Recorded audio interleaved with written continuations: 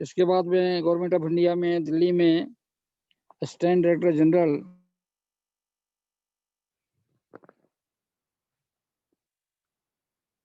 Principal scientist के रूप में भी दिल्ली में मैं था।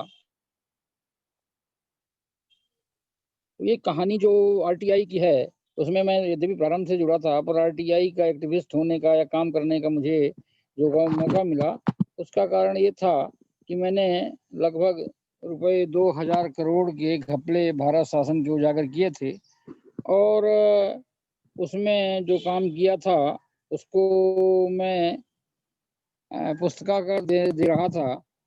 और वो काम जो मैंने भ्रष्टाचार उजागर किए थे और पहली बार भ्रष्टाचार के मुद्दे पर मीडिया को पद छोड़ना पड़ा था।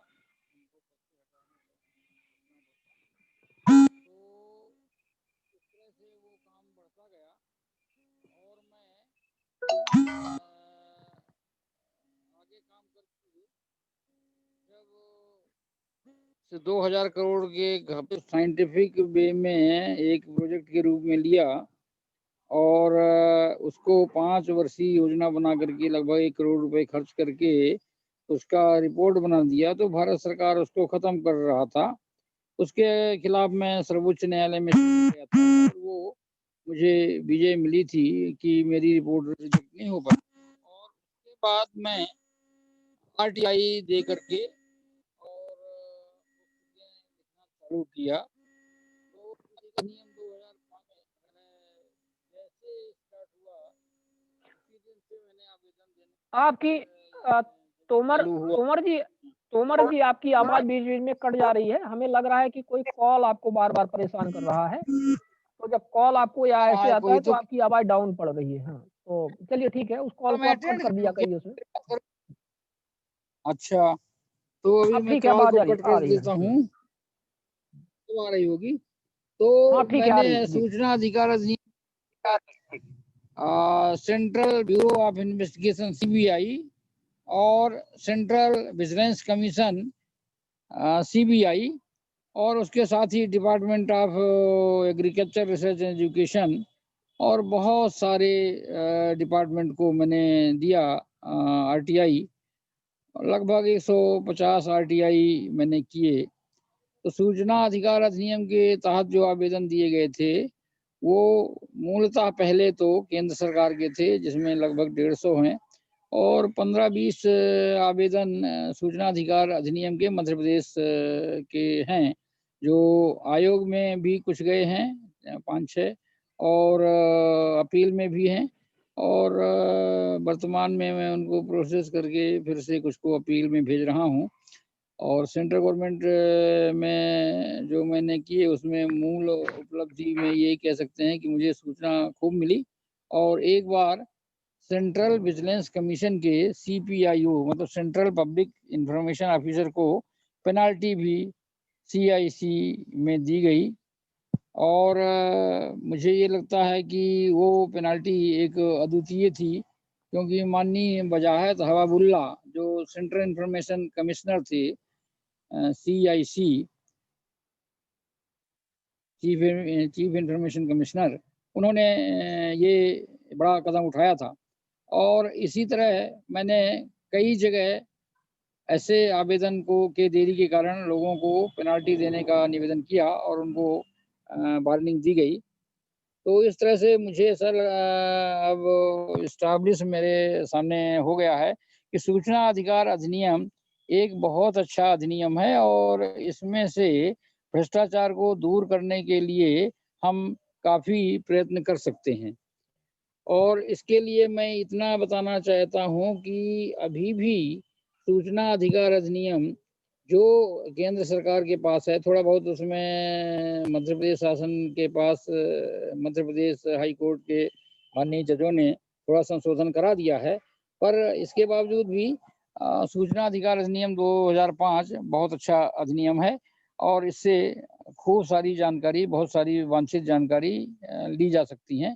पर इसमें एक्टिविस्ट होने के कारण मुझे पेनाल्टी भी मिली। पेनाल्टी सेंस में मैं कह सकता हूँ कि ये जो मैं भ्रष्टाचार को उजागर करता रहा मध्य प्रदेश शासन में भी और केंद्र शासन में भी, तो उस संदर्भ में मुझे बार बार डिपार्टमेंटल इंक्वायरी लगाई गई, कई बार राज्य शासन में भी और कई बार केंद्र शासन में भी। और ऐसी स्थिति में मुझे आना पड़ा कि मैं जो secretary to government of India बनने वाला था, तो वो बनने की जगह मैं जॉइंट सेक्रेटरी से ही प्रिंसिपल साइंटिस्ट मुझे बना दिया गया। बहरहाल वो तो दूसरा प्रकरण है, उसमें तो मैं सर्वोच्च न्यायालय में मेरा अभी भी निर्णय कुछ पड़ा है, और वो अब कब निर्णय होता है भगवान जाने, क्योंकि इतने समय बाद निर्णय होगा तो मुझे क्या फ़ायदा होगा अब जब मैं रिटायर हो चुका हूँ। फिर भी सर्वोच्च न्यायालय हो, चाहे उच्च न्यायालय हो, चाहे लोकल वाले न्यायालय हो, इसमें मुझे लगभग मैंने 50-52 केस दायर किए और उसमें सूचना अधिकार अधिनियम से बहुत सारे दस्तावेज लिए और इसमें दिए। और एक वर्तमान की मैं कहानी अपनी ही बताना चाहता हूँ। मैंने एक तहसीलदार हैं हमारे यहाँ, वहाँ बहुत तहसीली में भ्रष्टाचार था, तो उनको 2-4 बार मैंने लिखा और जब उन्होंने सूचना नहीं दी और उस पे ध्यान भी नहीं दिया कि भ्रष्टाचार हो रहा है, तो मैंने सूचना अधिकार अधिनियम के अंतर्गत उन पे उनसे इन्फॉर्मेशन लेने का प्रयत्न किया। इन्फॉर्मेशन रोज़ होकर किसी से दिया और जब मेरा दूसरा आवेदन गया तो उसके बाद उन्होंने मेरे ऊपर ही मेरी गाँव में यहाँ ज़मीन थी सतना के पास, उचेहरा है ब्लॉक, उसमें टुढ़ा गाँव है। तो उस ज़मीन में हमारे भाई साहब खेती करते थे और वो एक 40 साल पहले ढर्रा के उपलक्ष्य में मिली थी। तो उसमें मेरा नाम और उनका नाम जोड़ करके और दोनों के ऊपर केस दायर कर दिया कि आप लोग ये जो कर रहे हैं, आप खेती गलत कर रहे हैं। हम लोग बहुत चिल्लाए कि भैया ये तो 40 साल पहले इस ढर्रा के एवज में हमको ये ज़मीन दी गई थी। बड़े भाई ने कहा और मैंने कहा कि मैं तो यहाँ था भी नहीं भैया, तो मेरे ऊपर क्यों केस कर रहे हो? मैं तो दिल्ली में था, तो ये क्यों कर रहे हो? मैंने खेती कभी की ही नहीं यहाँ पर उस जगह पे, ना मैं अभी भी खेती किया। तो वो नहीं माने, हमारे ऊपर केस किए और 5,000 रुपए का जुर्माना कर दिया। तो वो जुर्माने के अगेंस्ट में हमने अपील की, बहरहाल वो रुका हुआ है और उसमें मैंने सब डॉक्यूमेंट दिए हैं। हो सकता है 1-2 महीने में वो हमारा केस निर्णय हो जाएगा। उसको निर्णित होने पर ही मैं क्रिमिनल केस करूँगा पटवारी के ऊपर और कानूनगो के ऊपर, नायब तहसीलदार के ऊपर और तहसीलदार के ऊपर, क्योंकि मैंने दस्तावेज इतने जुटा लिए हैं कि इनको दंडित कराने में मुझे वो सहायता मिलेगी। और 1-2 केस अगर ऐसे पड़ जाएँगे तो फिर सूचना अधिकार अधिनियम बहुत आगे बढ़ जाएगा। उससे लोगों को ये हो जाएगा कि साला क्रिमिनल केस भी भ्रष्ट लोगों के खिलाफ इससे ले करके और किए जा सकते हैं और उनको दंडित भी किया कराया जा सकता है। क्योंकि मुझे विश्वास है, जब मैं भारत सरकार में सेक्रेटरी गवर्नमेंट ऑफ इंडिया को दंडित करा के और उसको हटवा दिया था, तो यहाँ भी मैं इनको करूँगा। और मध्य प्रदेश शासन में भी जो मैंने घपले मुख्यमंत्री के या विभिन्न मुख्यमंत्रियों के पकड़े थे, वो भी उस पे भी मैंने किताब लिखी, इस पे भी मैंने किताब लिखी है। तो इस तरह से सूचना अधिकार अधिनियम मुझे किताब लिखने में भी सहयोग दे रहा है। सूचना अधिकार अधिनियम मुझे अपने अधिकारों को बचाने के लिए मुझे सहयोग कर रहा है। सूचना अधिकार अधिनियम मुझे भ्रष्टाचार लड़ने में एक मॉरल सपोर्ट दे रहा है और इससे बहुत सारे फ़ायदे हैं। तो ये सूचना अधिकार अधिनियम के तहत दोनों में, राज्य शासन में और केंद्र शासन में, आपने जैसे भी बीच में बताया भी था कि कोई इसका प्रोफ़ार्मा ये नहीं है कि इस प्रोफ़ार्मा में ही हो तब सूचना मिलेगी, ऐसा कुछ नहीं है। वैसे मध्य प्रदेश शासन में एक प्रोफ़ार्मा उन्होंने बनाया है, पर ये कोई कहीं कंपल्सन नहीं है कि उस प्रोफ़ार्मा में जब हम सूचना माँगें तभी दी जाए, ऐसा कुछ नहीं है। वो आप आवेदन करके और सीधे वहाँ से ले सकते हैं। रिक्वायर्ड फ़ी जो पहले ₹10 का केंद्रीय शासन में है और राज्य शासन में पहले नॉन जुडिशियल कोर्ट स्टैम्प करते थे, अब ₹10 की वो टिकट कोर्ट वाली हो गई है, तो उसको दे करके ले सकते हैं। और इसमें एक बात मैं बताना चाहता हूँ, जो लोगों को, आरटीआई वालों को कम मालूम होगा, एक्टिविस्ट को, कि केंद्र सरकार के या जो भी सूचना अधिकार अधिनियम के अंतर्गत आवेदन जाते हैं, उनको रजिस्टर्ड डाक से भेजने पे उसका पैसा नहीं लगता। वो डिजिग्नेटेड पोस्ट ऑफिस हैं देश भर में, वेबसाइट में सब दिए हुए हैं। उन पोस्ट ऑफिस पे आप आवेदन पत्र लेके जाइए, तो रजिस्ट्री का चार्ज नहीं लगेगा, सीधे आपसे वो ले करके रसीद दे देंगे और आपका आवेदन पत्र आरटीआई के अंतर्गत भेज दिया जाएगा। तो वो एक सबको जानकारी के लिए उचित रहता है। मुझे जब मैं कहीं चर्चा करता हूँ तो ये बताना चाहता हूँ कि बिना रजिस्ट्री का शुल्क दिए, बिना पैसा दिए भी रजिस्टर्ड डाक से वो हमारे आवेदनों को भेज देते हैं। और इसी तरह से राज्य शासन में जो अभी हाई कोर्ट के आदेश हुए हैं कि एक आवेदन पत्र में केवल एक ही विभाग का और एक ही बात की जानकारी जाएगी, उसमें थोड़ा-सा परेशानियाँ हो जाती हैं, क्योंकि एक ही विभाग की 2-3 जब सूचनाएँ माँगी जाती हैं, तो अगर वो कह देते हैं कि भई 2-3 आवेदन दो, तो फिर वो बार-बार भेजना पड़ता है। तो वैसे अभी इस समय मैं 2-3 आवेदन में ऐसे पड़ा हुआ हूँ, तो उसपे भी मैं अभी मध्य प्रदेश के आयोग को लिखूँगा ही और उसपे जानकारी लूँगा। तो एक तो ये बात हुई सूचना अधिकार अधिनियम के अंतर्गत। दूसरी बात है आपने पूछी कि जैविक खेती के बारे में या पर्यावरण के बारे में भी बताएँ। तो पर्यावरण का एक मूल कारण पर्यावरण प्रदूषण का ये आपकी जो जो केमिकल फार्मिंग है, रासायनिक खेती है, जिसको हम हरित क्रांति के नाम से जानते हैं। तो इसकी जगह अगर हम जैविक खेती करें, तो जैविक खेती से हमको भले प्रोडक्टिविटी उतनी ना हो, प्रोडक्शन कम हो, तब भी हमको ये व्याधियों से बचने का एक अच्छा उपाय है कि हम जैविक खेती करके और उसका लाभ ले सकते हैं। तो जैविक खेती में और पर्यावरण से संबंधित विषय पे अभी हाल ही में मेरी एक पुस्तक थी, Indian concept on environment, Hindi में थी वो पर्यावरण की भारतीय अवधारणा। ये मैं इसलिए बताना चाहता हूँ कि ये पर्यावरण की भारतीय अवधारणा को हम लोग भूल गए थे बिल्कुल। तो इसमें मैं पाठ्यक्रम तमाम पहुँच के विभागों में जाता हूँ, उनका पाठ्यक्रम को पर्यावरण के दुरुस्त कराने का प्रयत्न करता हूँ। क्योंकि पर्यावरण के लिए माननीय सर्वोच्च न्यायालय ने 2003-2004 में एक निर्णय दिया था।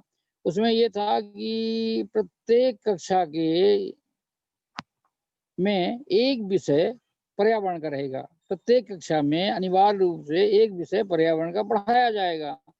तो अब ये एक विषय जो पढ़ाया जाएगा, तो उसके लिए समस्या ये आ गई अब कि जो नीति है, वर्तमान नीति भारत सरकार की राष्ट्रीय शिक्षा नीति 2020, तो इस नीति में उसका समावेश हुआ तो है, पर्यावरण खूब तेजी से और अच्छे रूप में उन्होंने लिया है।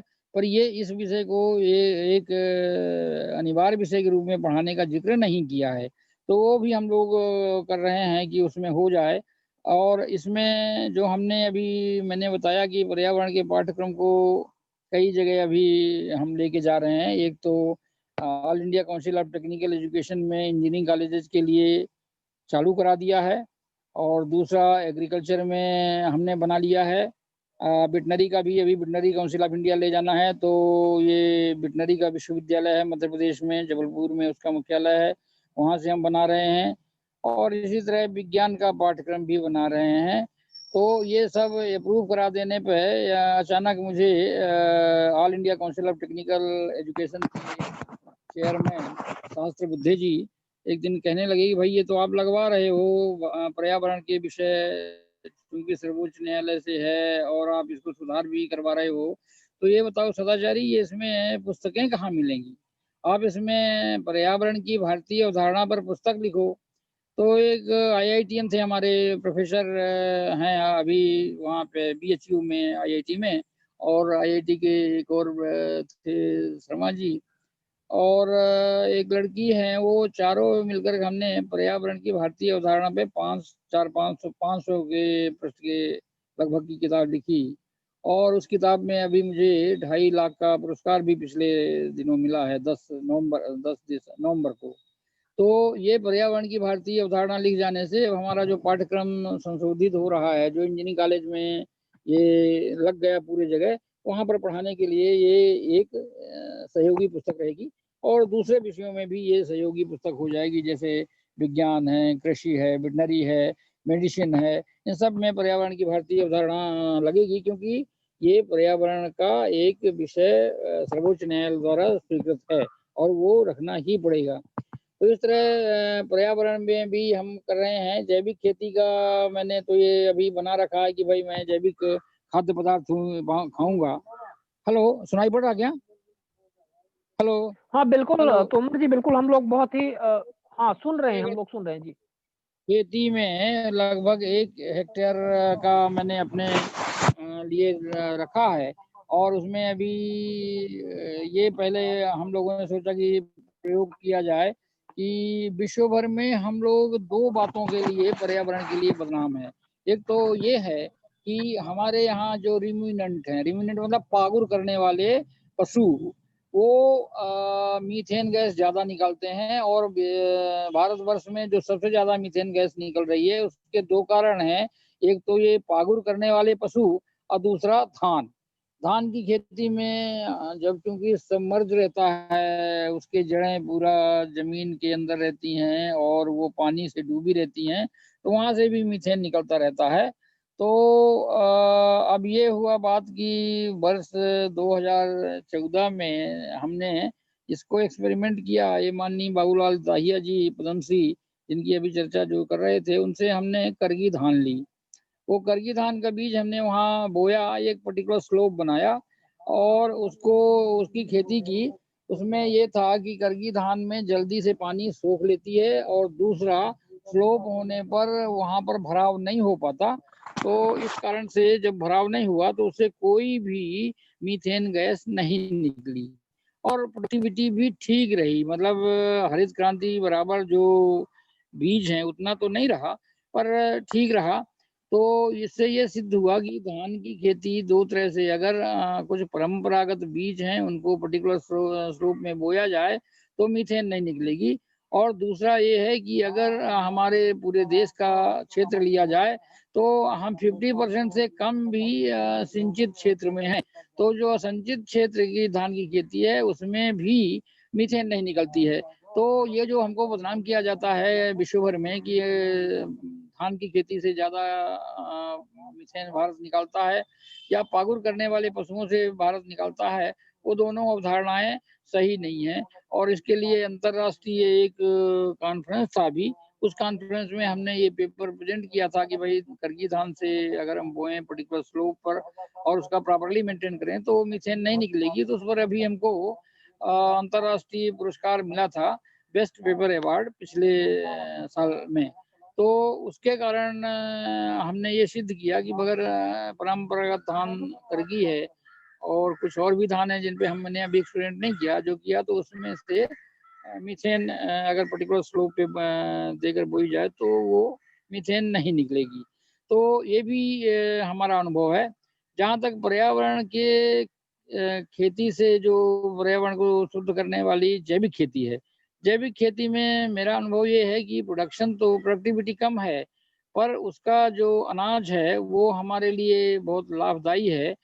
पर हमारी समस्या ये है कि जो अभी ये 3 नियम कानून बने हैं आपके किसानों के हित के लिए, इसमें भी इसकी एमएसपी मतलब मिनिमम सपोर्ट प्राइस अलग से नहीं दी हुई है जैविक प्रोडक्ट की।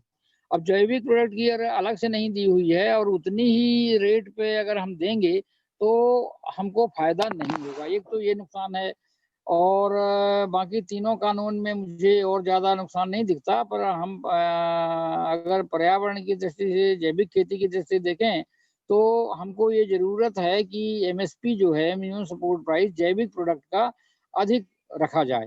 तो ये एक आज की आवश्यकता है। दूसरी है, हमारे यहाँ टैगिंग नहीं होती है। टैगिंग के लिए हम क्या है, बाज़ार में जाते हैं तो चाहे वो हम जैविक प्रोडक्ट हो या हेलो, हेलो, हेलो, हाँ आपकी आवाज आ रही है जी तोमर जी, चाहे बिल्कुल वो जैविक आ रही है आपकी आवाज। खेती का प्रोडक्ट हो और चाहे सामान्य प्रोडक्ट हो, ये दोनों का टैगिंग नहीं होने के कारण एक रेट जाता है।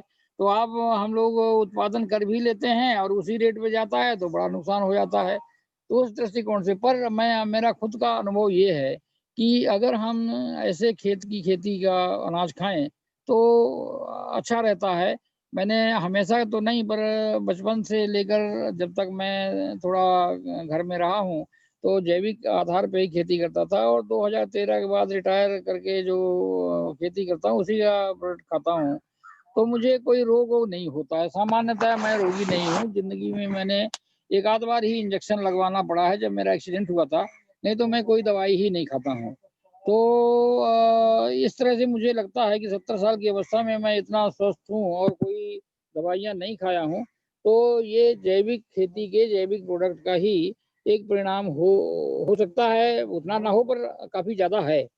तो इस तरह से जैविक खेती के ये कई फायदे हैं। मतलब आपको रोग नहीं होगा, जैविक खेती से आपके केमिकल शरीर में नहीं जाएंगे। अन्यथा मेरी एक स्टूडेंट थी पीएचडी की, और उसने पर्यावरण का काम करते हुए जब थीसिस में काम कर रही थी, उसने ये देखा कि और दो और वैज्ञानिकों का भी अचीवमेंट है कि माताओं के दूध में भी आजकल टॉक्सिसिटी लिमिट से ज़्यादा केमिकल आ गए हैं।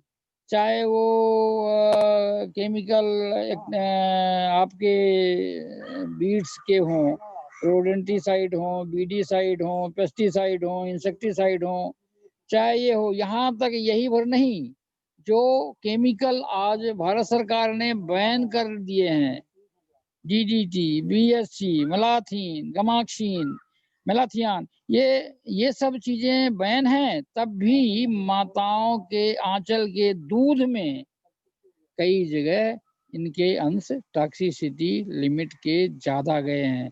इसका भयावह परिणाम आप देखना चाहें तो, क्योंकि मैं भी भोपाल गैस त्रासदी का भुक्तभोगी हूँ, तो भोपाल गैस त्रासदी में जब मिथाइल आइसोसाइनाइड को कार्बोमिलाइज करके सेविन नामक केमिकल बना के बाजार में बेचा जाता था, तो वो सेविन नामक केमिकल जब बाजार में जाता था, मान लीजिए यूनियन कार्बाइड में 100 रुपए में बेचा, तो उसमें जो लोग खरीदार किसान थे ब्लैक में 200-500 रुपए में खरीदते थे। क्यों खरीदते थे? क्योंकि उससे डालने से सब तरह के कीट मर जाते थे। तो जब सब तरह के हानिकारक कीट मर जाते थे, तो उसको लोग बहुत ज्यादा लेते थे और ये नहीं समझते थे इसमें कितना जहर है कि इसकी जड़ों से लेकर के दानों तक पहुंचेगा।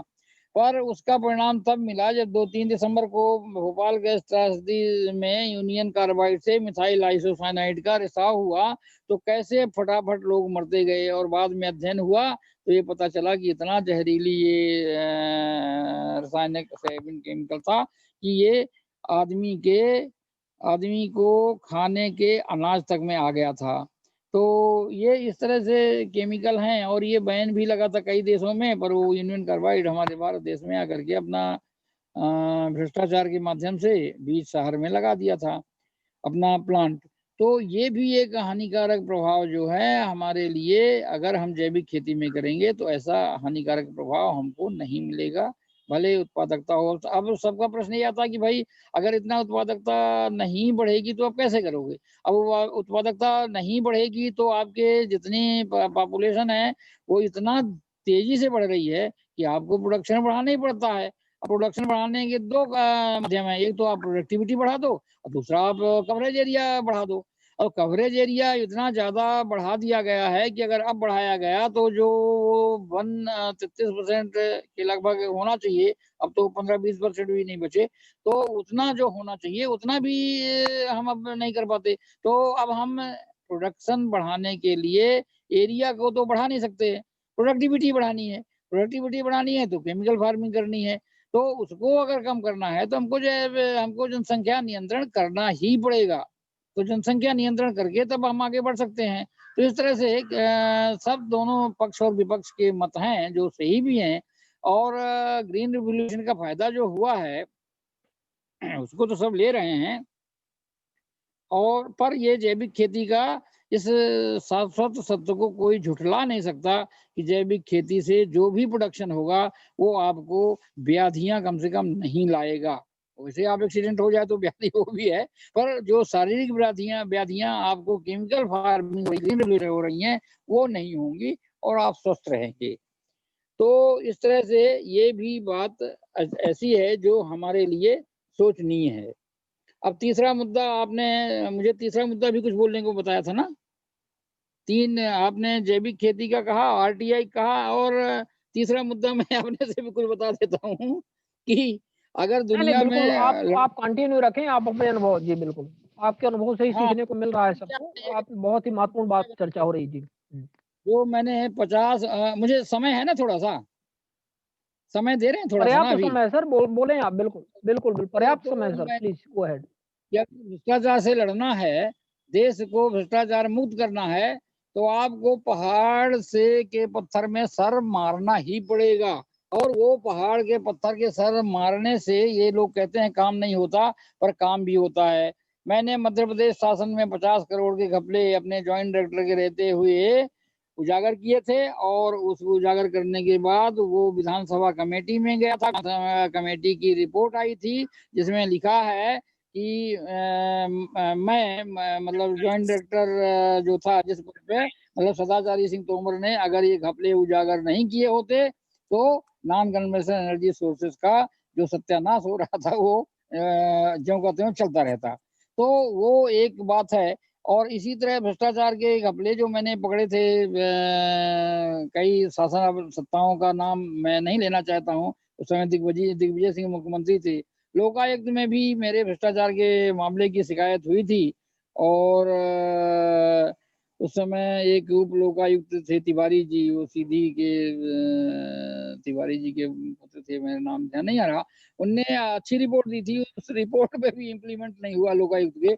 और खैर भारत शासन में जो मैंने पकड़ा 2000 करोड़ रुपए के घपले, जिसपे मैं खुद भी काम कर रहा था और भ्रष्टाचार बढ़ रहा था तो उसके पीछे पड़ गया था। तो वो 2000 करोड़ घपले में किसी सेक्रेटरी को भारत के इतिहास में secretary to government of India को भ्रष्टाचार के आरोप में हटाया गया था।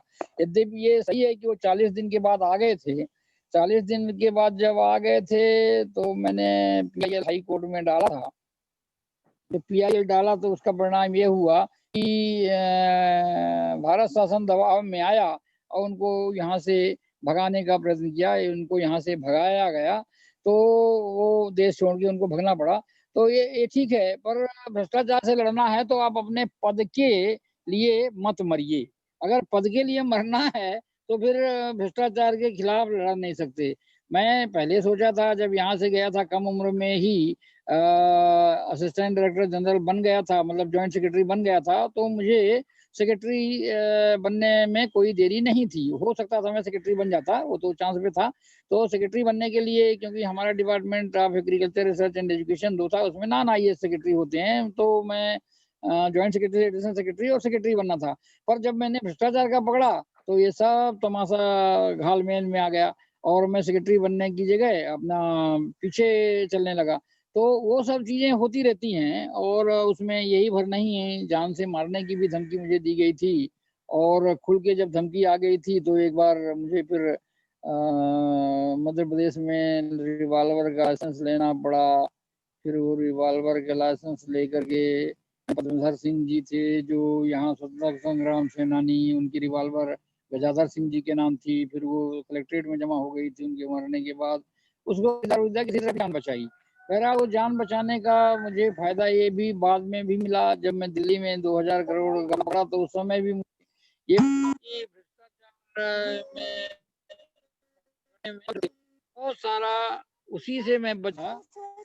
तो इस कारण से ये समस्या से दूर हो गया कि मतलब जब मैं भ्रष्टाचार पकड़ता था तो फिर ये नहीं होता था। तो इस तरह से मुझे वहाँ भी फायदा मिला। तो भ्रष्टाचार का जो मुद्दा है उससे अगर लड़ना है तो अपने पद और भूल जाना। हाँ, ये है, आप अपना पद भी बचा लें, वही बहुत बड़ी। तो वो एक समस्याएं हैं। तो और कोई प्रश्न हो तो बताइए। और बताइए, फिर अगर मुझे थोड़ा सा अनुमति दे देंगे तो मैं जो आ रहे हैं मेरे बहुत सारे फोन 3-4 निपटा दूंगा और फिर मैं लाइन पे आ जाऊंगा, जैसा जी कहें आप। बिल्कुल, तोमर जी आप अपने कॉल बिल्कुल आप अपने कॉल रिसीव कर लें और फिर आप वापस जब समय लगे तो आप जुड़ जाएँ। जल्दी और वापस आ। बहुत ही महत्वपूर्ण, हाँ बिल्कुल, बहुत महत्वपूर्ण बिंदुओं पर आपने चर्चा की है और एक पद पे रहते हुए जिस तरह से आपने अ, पूरे सिस्टम से लड़ा है 2000 करोड़ के घोटाले की 4-5 जिसकी मिनट आप बात कर रहे हैं, जो आपने उजागर किया है, वो एक ऐसा कार्य है जो आज कोई करना नहीं चाहता, क्योंकि यदि यही कार्य सरकारी अधिकारी करना चाहें और कर रहे हों, तो आज हमारे देश की ये दुर्दशा ना हो। तो ये बहुत बड़ा आपने एक तरह से बीड़ा उठाया था, और जो भी आपने अनुभव शेयर किए, जो भी आपने स्ट्रगल किया है, उसी का एक रूप है कि आप आज इस ये जगह पर पहुँचे हैं कि आपने इतना कुछ एक तरह से एक्सपीरियंस आपने प्राप्त किया है। तो धन्यवाद आज आपका, और हमारे बीच में आज तो हमें लगता है कि शायद कुछ छुट्टियों की वजह से जो हमारे इन्फॉर्मेशन कमिश्नर मध्य प्रदेश के माननीय श्री राहुल सिंह सर आज शायद जुड़ नहीं पाएँगे, हमें ऐसा लग रहा है, क्योंकि कुछ ऐसी सूचना भी थी, और आज शैलेश गांधी सर ने भी कहा था कि उनको भी बहुत कम अल्प समय रहेगा। आत्मदीप सर ने भी पहले ही थोड़ा-सा कहा था कि उनको भी आज किसी उसमें जुड़ना है, कोई अन्य कोई भी कार्यक्रम अपॉइंटमेंट होते हैं, अब हर बार व्यक्ति ठीक है, आप एक्सपेक्ट नहीं कर सकते कि हर बार अ, रेगुलर लोग जुड़ पाएँ। तो ठीक है, अब जैसा भी है, अपन ये डिस्कशन आगे बढ़ाते हैं, और आपस में जो भी हैं, हमारे जो भी क्वेश्चन्स आंसर हैं, हमारे बीच में भी बहुत सारी ऐसी चीज़ें होती हैं जिसको अपन डिस्कस कर सकते हैं। तो आप लोग अपनी-अपनी बातें अब रखना प्रारंभ करें, और बीच में सदाचारी सिंह तोमर जी जब जुड़ते हैं, यदि जुड़ते हैं, तो फिर हम उनसे भी और सम डिस्कशन करेंगे, उनके और अनुभव शेयर करेंगे। अम, तो वीडियो में डाटा लगेगा। हेलो। हाँ जी, जी, बताएँ? जी नमस्कार। मैंने एक आरटीआई फाइल किया है। विभाग जो है उसमें कर्मचारी लेट आते हैं, लगभग 2-2 घंटे लेट आते हैं। तो बीपीएल में फाइल किया है।